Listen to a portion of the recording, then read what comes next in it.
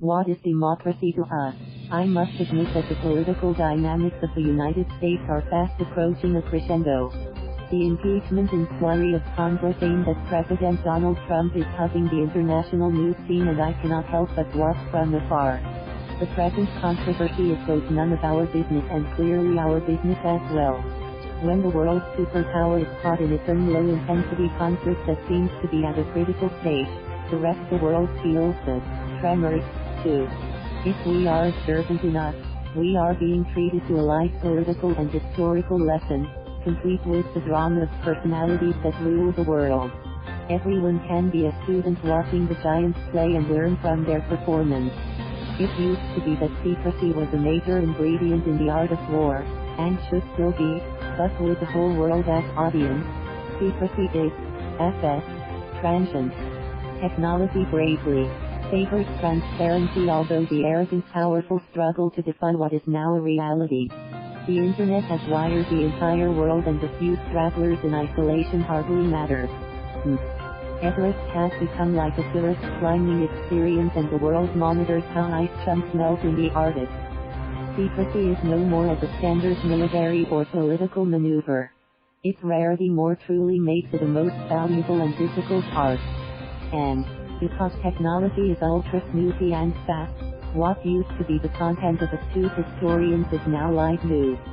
The rest of the world may not be able to substantially intervene in the internal affairs of the great nations and their leaders, but these same great nations and their leaders are nevertheless actors in a public global stage. Most of the world need not be taught about what authoritarianism is. That is the long history of all societies. It is a common experience of the human DNA. What is new in human and societal consciousness is the shift from centralized authority to democracy. Yes, democracy is by now a common word used quite profusely and loosely, but it is more theory than reality. From the beginning of time of human communities and society, governance has been authoritarian, and only might, not right, made it persevere. It is hard to shake off that mindset, especially since human greed and lust for power are more common than human wisdom. The few nations that began the sustained experiment of democracy as the bedrock of their society's fundamental value are the current teachers of the world of nations. But since they themselves are only in the experimental stage, they were the most recent colonizers of the rest of the world. They are not perfect examples, much less perfect teachers.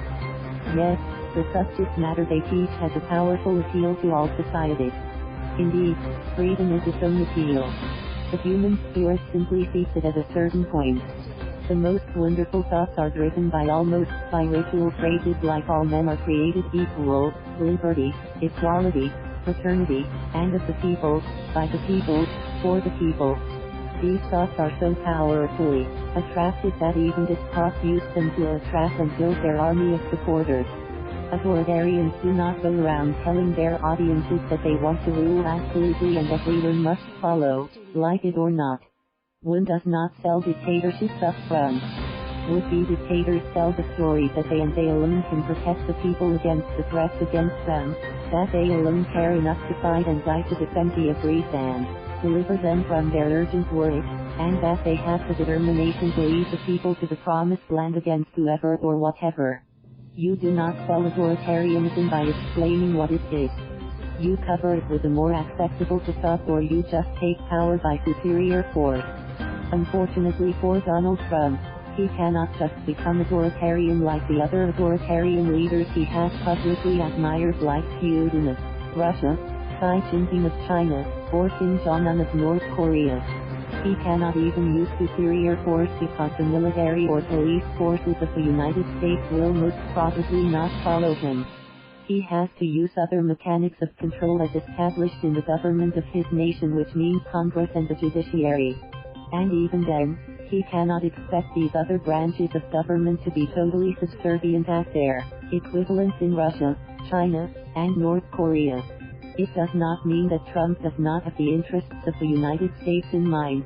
It does not mean that his preferences will not translate to a more powerful America, but authoritarianism is already what Americans fought against their old monarchies in Europe, and what the founding fathers of the new nation did not choose to be their vision of governance.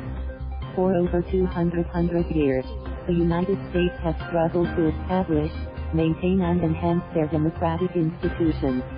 It does not mean that they did not go through bouts of authoritarianism locally and nationally in that short history, but they persevered rather than backslide. They went through world wars when their president and military had extraordinary powers, but they chose time and again to pursue the new way called democracy. And it does not guarantee that they will not have hiccups and more temptations towards centralized authority. Still, the mainstream vision of their version of democracy is not challenged enough to change, not at least by Donald Trump, not by the way things are going today. Will Trump be impeached and removed? I do not know. I am very interested to witness the context, though, and learn from the whole process. What America does is not necessarily what others, including the Philippines, will follow, but it will be what others will watch and learn from. It is not for us to make judgments but, at the very least, provoke us to re-examine what kind of freedom and democracy we must pursue for ourselves and the Filipino generations to come. Thank you for watching. Please subscribe.